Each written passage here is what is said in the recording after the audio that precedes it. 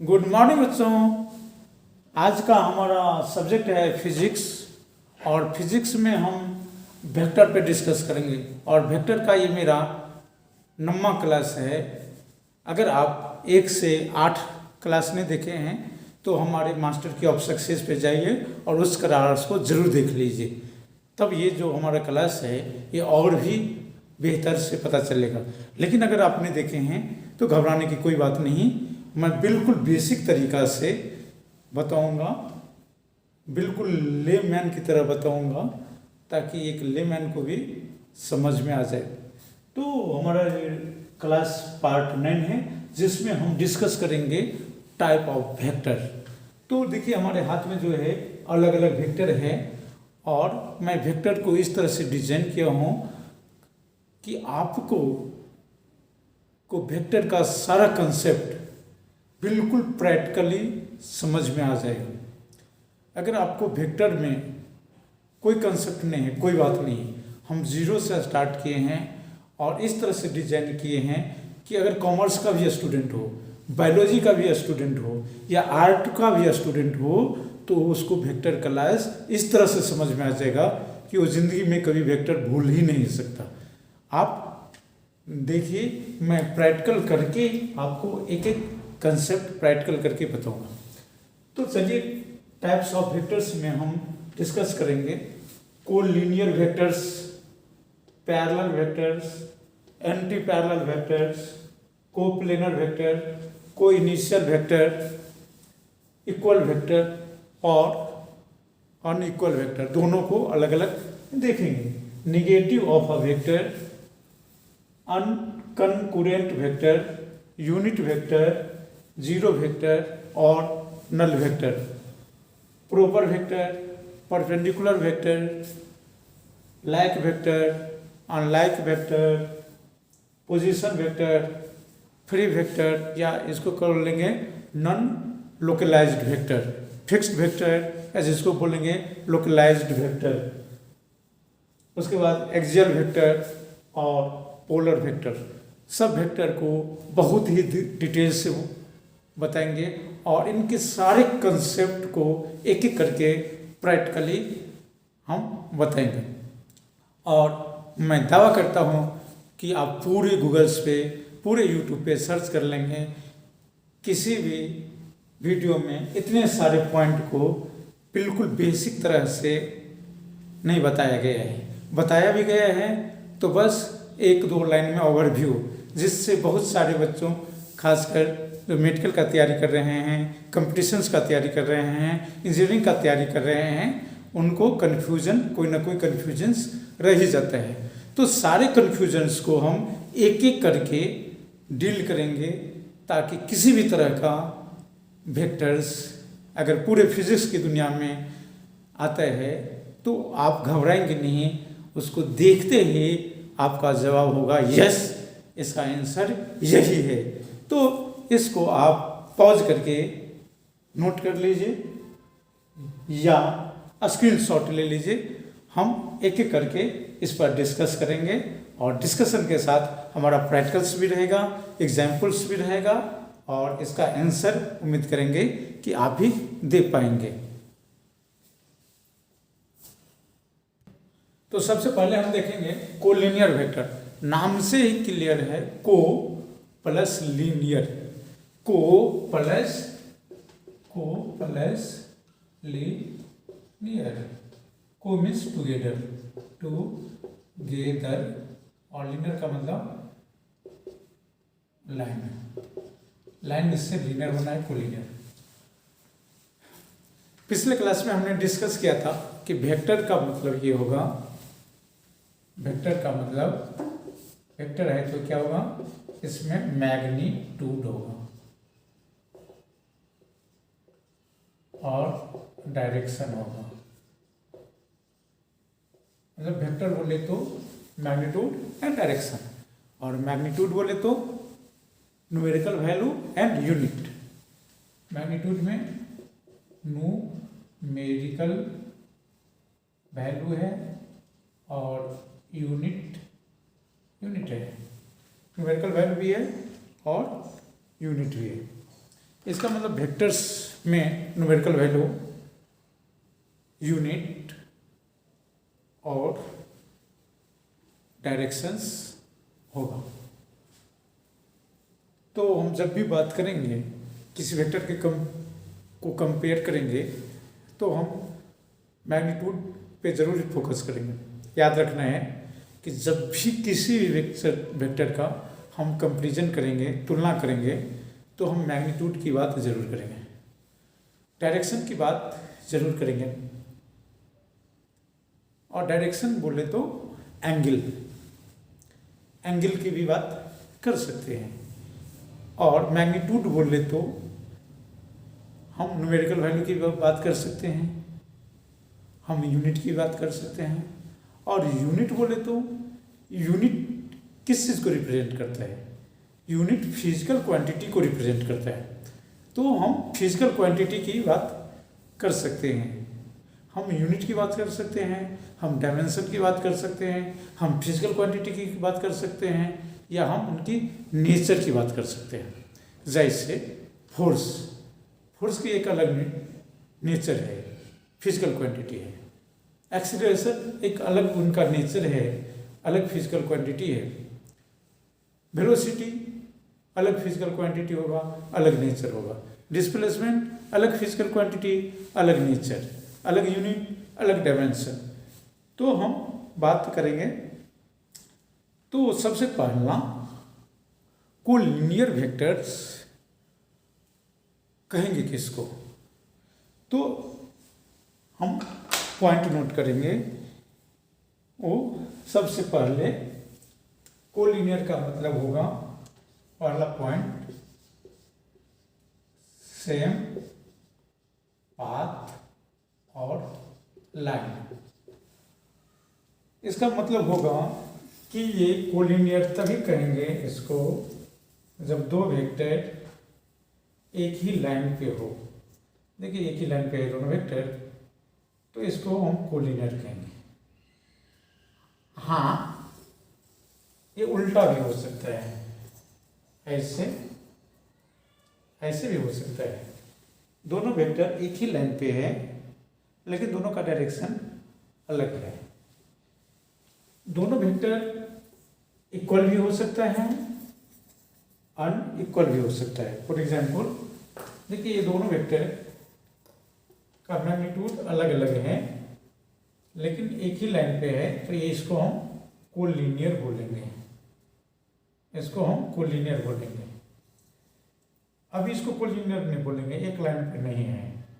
एक लाइन होने के लिए एक लाइन हमेशा एक ही प्लेन पे होगा, इसलिए अगर कोलिनियर है तो कोप्लेनर भी होगा। तो देखिए इसका क्या क्या पैरामीटर्स है इसको नापने के लिए। तो सेम पाथ और सेम डायरेक्शन होगा।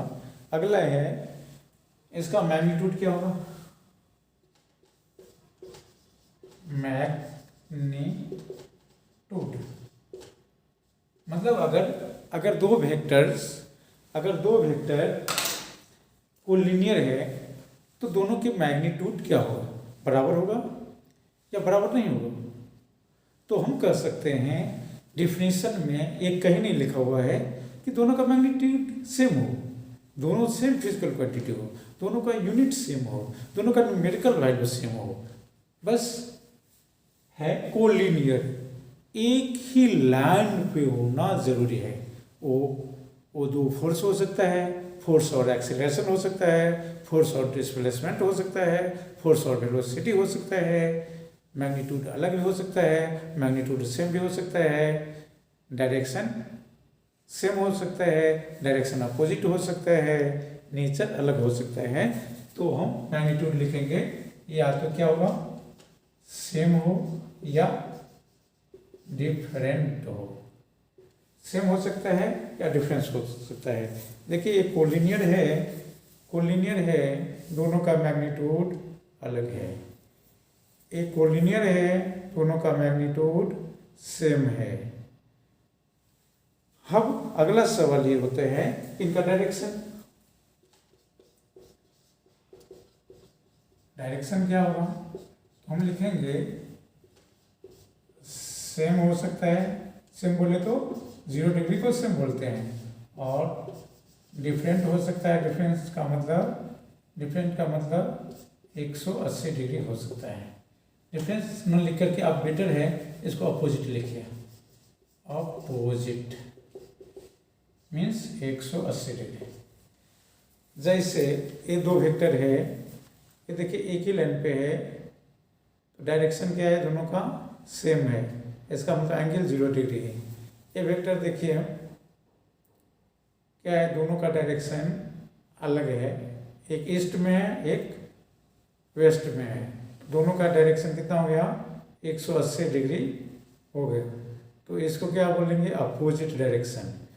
तो कोलिनियर में क्या हो सकता है, दो एंगल हो सकता है, एक पैरेलल, इसको हम पैरेलल बोलेंगे, और अपोजिट हो गया तो इसको एंटी पैरेलल कहेंगे। तो 0 डिग्री भी हो सकता है, 180 डिग्री भी हो सकता है। तो ये हुआ। अब अगला सवाल, इनका नेचर क्या होगा। नेचर का मतलब फिजिकल क्वांटिटी, फिजिकल क्वांटिटी।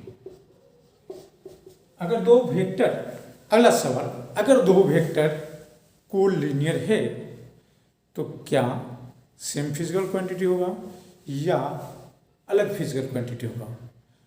तो कोलिनियर के लिए जरूरी नहीं है कि सेम फिजिकल क्वांटिटी हो, जरूरी है कि दोनों एक ही लाइन पर हो, चाहे वो पैरेलल हो चाहे वो एंटी पैरेलल हो। मीन्स तो एक फोर्स हो सकता है, एक एक्सीलरेशन हो सकता है, एक एक्सीलरेशन हो सकता है, एक वेलोसिटी हो सकता है, एक वेलोसिटी हो सकता है, एक डिस्प्लेसमेंट हो सकता है। तो नेचर क्या हो सकता है, चाहे वो सेम हो या डिफरेंट हो, डजंट मैटर। ये मैटर नहीं करता है कि वो सेम हो या डिफरेंट हो। तो अब सवाल हुआ कि एंगल क्या होगा। अब सवाल हुआ एंगल क्या होगा। एंगल, तो एंगल अब बताएं 0 डिग्री होगा कब, जब पैरेलल होगा, और 180 डिग्री होगा। तो एंगल कोलिनियर अगर होगा तो दो ही एंगल बन सकता है, या तो 0 डिग्री हो या 180 डिग्री हो। पैरेलल होगा तो 0 डिग्री होगा, एंटी पैरेलल होगा तो 180 डिग्री होगा। अगला सवाल, अगर दो वेक्टर कोलिनियर है तो प्लेन कैसा होगा। तो अगर हम प्लेन की बात करें, अगला पॉइंट, प्लेन कैसा होगा। प्लेन, तो याद रखना है कि दो वेक्टर एक ही लाइन में है, इसका मतलब है कि दोनों सेम प्लेन में है। गिर गया कोई बात नहीं, एक ही लाइन में होने का मतलब दोनों एक ही प्लेन पे है, तो इसको बोलेंगे ऑलवेज सेम प्लेन, ए सेम प्लेन। और अगर सेम प्लेन पे है तो इसी वेक्टर को बोलते हैं कोप्लेनर, जिसको हम आगे में देखेंगे। यानी कि ये खुद कोप्लेनर होगा, एक ही प्लेन में है तो ये कोप्लेनर भी इसको हम कहेंगे। तो इस कदर हम देखते हैं कि कोलिनियर वेक्टर को हम दो पार्ट में डिवाइड कर देते हैं। कोलिनियर वेक्टर को हम दो पार्ट में डिवाइड करेंगे, एक पैरेलल वेक्टर और एक एंटी पैरेलल वेक्टर। तो अभी समझ गए, हम थोड़ा रिवीजन कर दें। कोलिनियर वेक्टर उस वेक्टर को कहेंगे जो एक ही लाइन पे काम करता हो, चाहे एक ही डायरेक्शन में चाहे अपोजिट डायरेक्शन में, लेकिन लाइन एक ही हो। अगर लाइन एक ही है तो प्लेन भी एक ही होगा। फिजिकल क्वांटिटी कुछ भी हो सकता है, चलेगा, डायरेक्शन या तो सेम होगा या अपोजिट होगा। मैग्नीट्यूड कुछ भी हो सकता है, सेम भी हो सकता है, डिफरेंस भी हो सकता है, डायरेक्शन सेम हो सकता है, अपोजिट हो सकता है। नेचर मतलब फिजिकल क्वांटिटी सेम भी हो सकता है, डिफरेंस भी हो सकता है, फोर्स भी हो सकता है, और फोर्स एक्सेलरेशन भी हो सकता है। ठीक, तो हम देखते हैं इसको एग्जाम्पल से, तब तक इसको आप नोट कर लीजिए।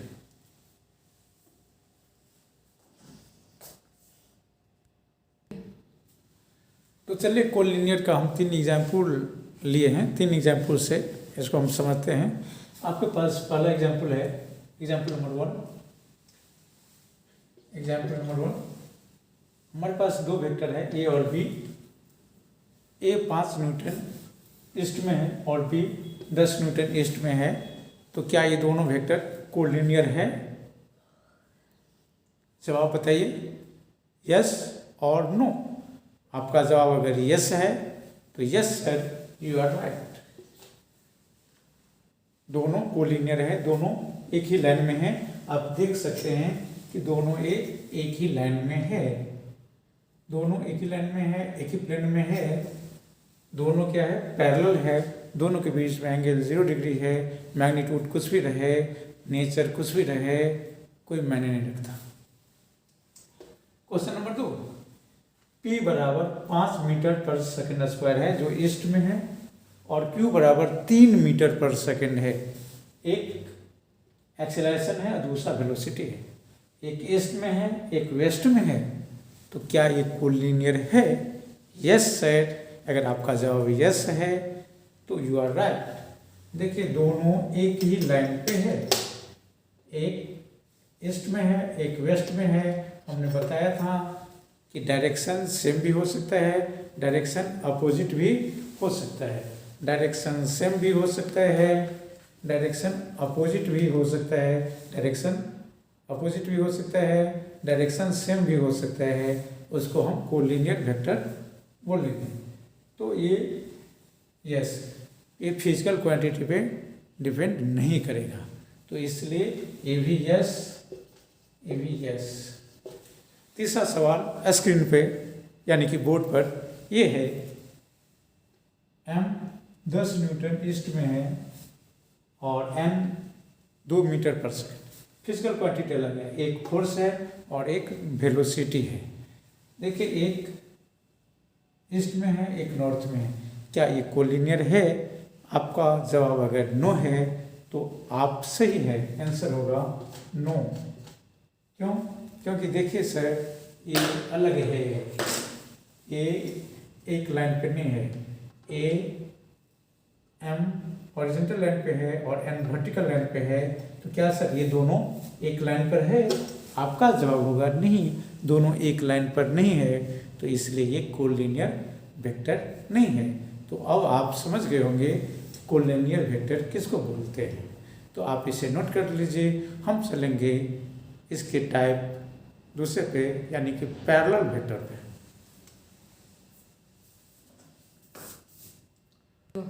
तो हम सीधे चलते हैं इससे पैरेलल वेक्टर पे।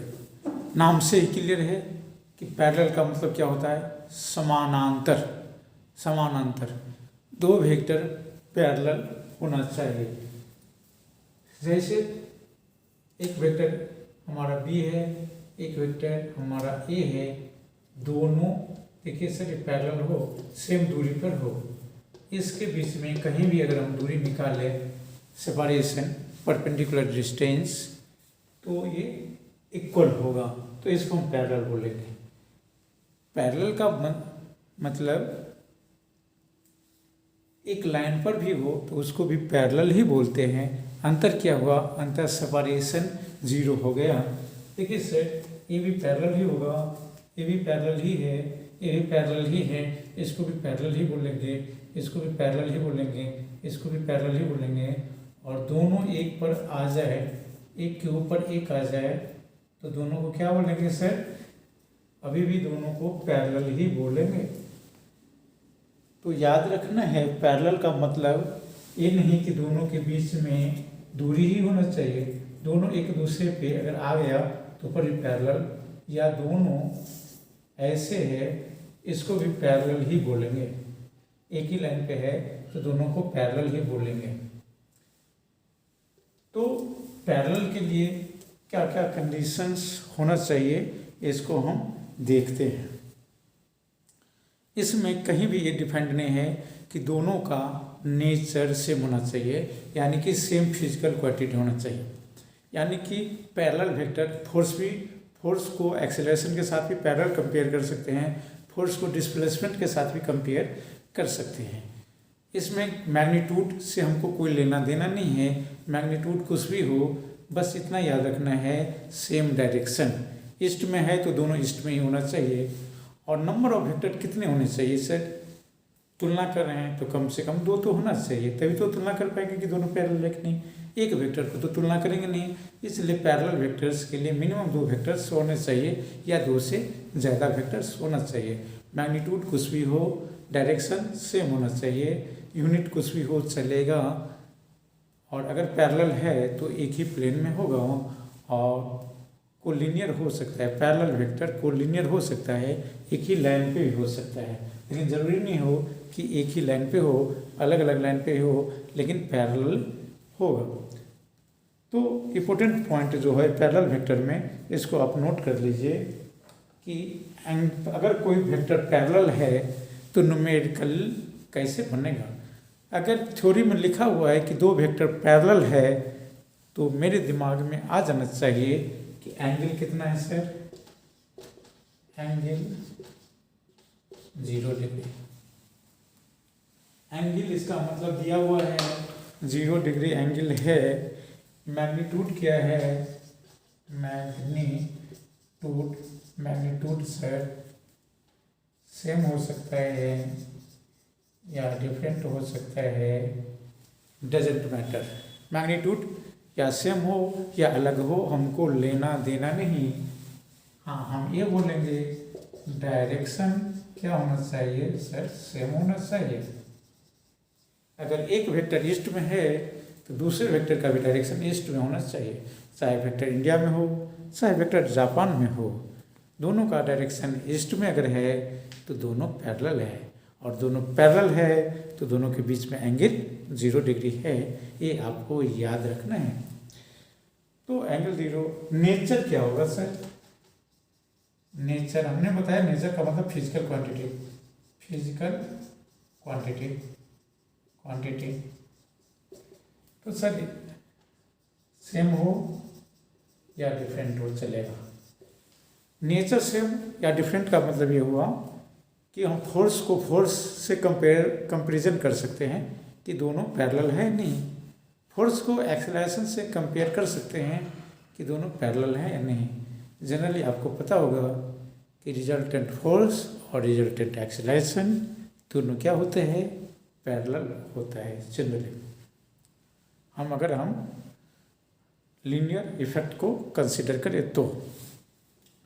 अब अगला सवाल ये है कि प्लेन कैसा होगा? प्लेन तो सर प्लेन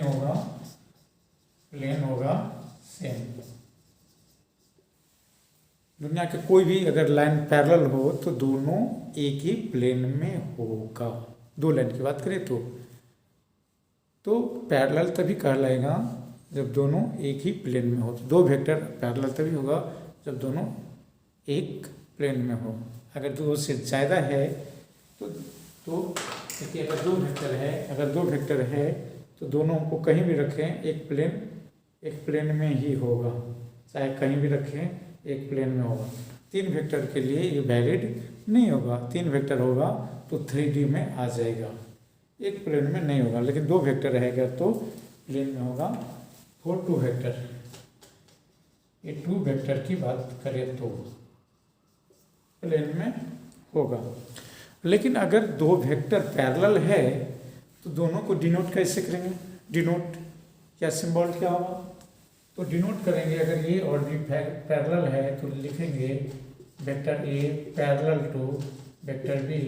ये हमारा डिनोट करेंगे, ए डिनोटेड या सिंबल इसको आप बोल सकते हैं, सिंबल। तो 2 वेक्टर अगर पैरेलल है तो हम लिखेंगे vector A parallel to vector B. और याद रखना है कि ये दोनों क्या होगा? एंगल दोनों के बीच में 0 डिग्री होगा। तो ये पैरेलल वेक्टर का ये प्रॉपर्टी है, इसे आप नोट कर लीजिए। इसके बाद हम देखेंगे एंटी पैरेलल वेक्टर।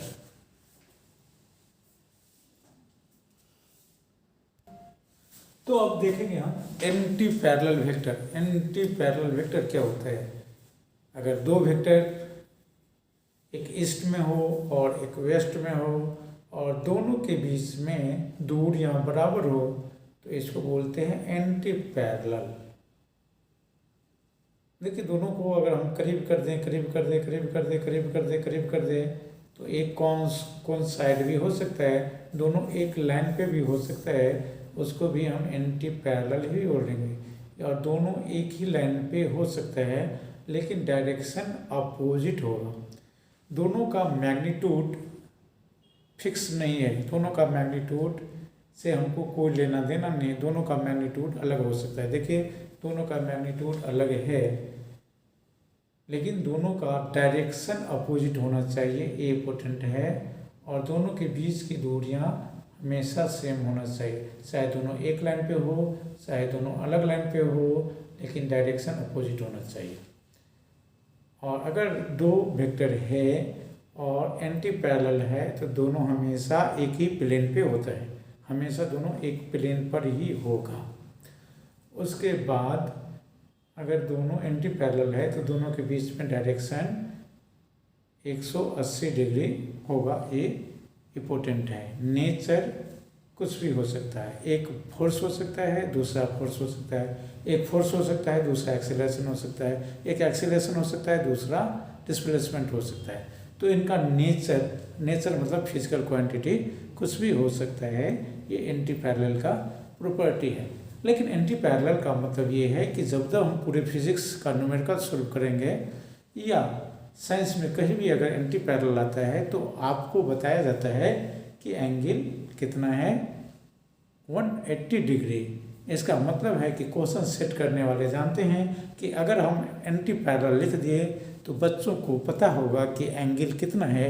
इसका मतलब जहाँ भी एंटी पैरेलल लिखा होता है वहाँ एंगल नहीं दिया जाता है, इसका मतलब है कि एंगल ऑलरेडी 180 है।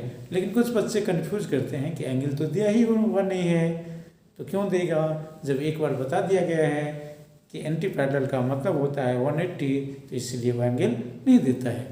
तो अब चलिए टॉपिक पे देखिए। एक वेक्टर है ए जो 5 न्यूटन का है, बी वेक्टर है जो 7 न्यूटन का है, एक ईस्ट में है और एक वेस्ट में है, तो मैग्नीट्यूड से हमको कोई लेना देना नहीं, ये एंटी पैरेलल है। अब अगला सवाल ये होता है, एक 10 न्यूटन का है, ईस्ट में है, एक 5 मीटर पर सेकंड का है। देखिए दोनों में क्या है, ये फोर्स है, एम क्या है फोर्स है और एन 5 मीटर पर सेकंड स्क्वायर है जो वेस्ट में है, दोनों एंटी पैरेलल है।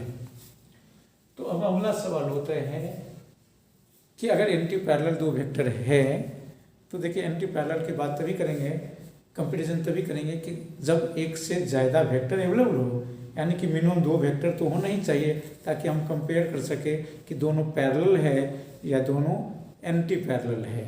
एंटी का मतलब उल्टा पैरेलल, तो उल्टा पैरेलल, एंटी का मतलब मैथमेटिक्स में उसको माइनस से डिनोट करते हैं। तो अब हमें देखना है कि मैग्नीट्यूड, तो मैग्नीट्यूड क्या होगा सोच के बताइए। अगर आपका सवाल है कि नहीं सर मैग्नीट्यूड पे तो निर्भर करता नहीं, तो आप सही है, इसका मतलब सेम भी हो सकता है और डिफरेंट भी हो सकता है। मैग्नीट्यूड सेम भी हो सकता है फिर भी हम एंटी पैरेलल बोलेंगे। जैसे ये हमारा वेक्टर है, देखिए मैग्नीट्यूड सेम है फिर भी एंटी पैरेलल है, मैग्नीट्यूड डिफरेंट है फिर भी ये एंटी पैरेलल है। तो कुछ भी हो सकता है, कोई लेना देना नहीं है। डायरेक्शन हमेशा क्या होगा सर, अपोजिट होगा, ये इम्पोर्टेंट है, डायरेक्शन हमेशा अपोजिट होगा। इसी को कितना बोलते हैं सर, 180 डिग्री बोलते हैं। डायरेक्शन अपोजिट होता है, इसका मतलब है कि एंगल 180 डिग्री है, एक ईस्ट में है और एक वेस्ट में है, इसका मतलब डायरेक्शन 180 है। एक ईस्ट में है, एक ईस्ट में है, एक वेस्ट में है, डायरेक्शन 180। एक ईस्ट में है, एक वेस्ट में है, डायरेक्शन 180। इसको हम क्या बोलते हैं, एंटी पैरेलल। इसको क्या बोलते हैं, पैरेलल। इसको क्या बोलते हैं, एंटी पैरेलल। यहाँ भी आ जाएगा तो इसको एंटी पैरेलल ही बोलेंगे। यहाँ भी रहेगा तो एंटी पैरेलल भी बोलेगा। कलम पे कलम रख दिए, फिर भी क्या बोलेंगे यहाँ एंटी पैरेलल ही, इसको भी एंटी पैरेलल ही बोलेंगे, इसको पैरेलल बोलेंगे। तो एंटी पैरेलल में हमेशा 180 डिग्री होता है, ये आपको याद रखना है। नेचर का मतलब जिस फिजिकल क्वांटिटी का कंपेयर कर रहे हैं वो क्या एक ही नेचर का हो, मतलब एक ही फिजिकल क्वांटिटी हो? नहीं सर, ये डिफाइंड नहीं है, कुछ भी हो सकता है। इसका मतलब सेम भी हो सकता है और अपोजिट भी हो सकता है। सेम भी हो सकता है मतलब आप फोर्स को एक्सेलरेशन से कंपेयर कर सकते हैं, पैरेलल है या एंटी पैरेलल। एक्सेलरेशन को डिस्प्लेसमेंट से कंपेयर कर सकते हैं, पैरेलल है या anti parallel, and so on. Plane क्या होगा? तो देखिए, जब भी दो वेक्टर, मैं दो की बात कर रहा हूँ, पैरेलल हो तभी पैरेलल हो सकता है जब दोनों एक ही प्लेन में हो, तभी पैरेलल हो सकता है। किसी भी दो लाइन को अगर पैरेलल हो तो पहला कंडीशन ये है कि दोनों एक ही प्लेन में हो। तो प्लेन क्या होगा? सेम होगा। तो प्लेन सेम होगा। अब इसे आप नोट कर लीजिए, हम इसे कुछ और एग्जाम्पल से समझेंगे। तो हम चलते हैं example of anti parallel vector पे। हमारे पास 3 एग्जाम्पल लिए हों। एक देखिए, F1 है 5 न्यूटन ईस्ट में और F2 है 10 न्यूटन वेस्ट में। तो क्या ये एंटी पैरेलल है? यस, ये एंटी पैरेलल है, क्योंकि एक ईस्ट में है और दूसरा वेस्ट में है। तो दोनों मिलके कितना एंगल बनेगा? 180 डिग्री बनेगा। तो यस, आंसर होगा यस, एंटी पैरेलल। दूसरे एग्जाम्पल में ए वेक्टर है 5 मीटर पर सेकंड स्क्वायर, ये एक्सेलरेशन है, और बी 10 मीटर पर सेकेंड, ये वेस्ट में है, ये वेलोसिटी है। तो हमको नेचर से कोई लेना देना नहीं, दोनों का डायरेक्शन एक ईस्ट में है और एक वेस्ट में है, तो दोनों क्या है? एंटी पैरेलल है। आपका जवाब होगा यस,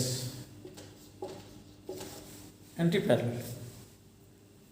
3 नंबर एग्जाम्पल में देखिए, एम नॉर्थ में है 10 न्यूटन, नॉर्थ में है, और एन वेक्टर है 2 मीटर पर सेकंड स्क्वायर, ईस्ट में है। तो एक नॉर्थ में है और एक ईस्ट में है। एक नॉर्थ में है और एक ईस्ट में है। तो दोनों के बीच में एंगल कितना बना सर? 90 डिग्री बना।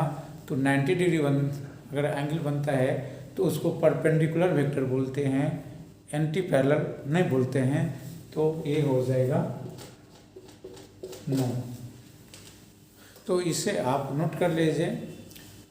टाइप्स ऑफ वेक्टर का जो हमने टॉपिक लिया है उसमें बहुत सारे वेक्टर्स हैं, जिसको हम अगले क्लास में डिटेल से डिस्कस करेंगे। तब तक के लिए आपको बहुत बहुत धन्यवाद। लेकिन आपसे रिक्वेस्ट करेंगे कि इस वीडियो को और लोगों को भी शेयर कीजिए, ताकि और बच्चों को इसका बेनिफिट मिल सके। धन्यवाद।